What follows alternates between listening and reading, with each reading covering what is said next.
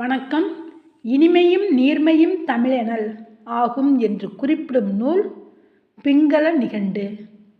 தமிழ் என்னும் சொல்லுக்குரிய பல்வேறு பொருள்கள் இனிமை, பண்பாடு, அகப்பொருள். திருப்பாவைக்கு ஆண்டாள் குறிப்பிடும் பெயர் தமிழ் மாலை. தொழிலாளர்களின் தந்தை என்று அழைக்கப்படுபவர் திரு வி. கல்யாண சுந்தரனார். எந்த ஆண்டிலிருந்து தமிழர் பாரம்பரிய நாள் என பிரகடனப்படுத்தப்பட்டிருக்கிறது? 2012ஆம் ஆண்டு தொடங்கி வரும் எல்லா வருடங்களிலும் ஜனவரி 14ஆம் நாள்.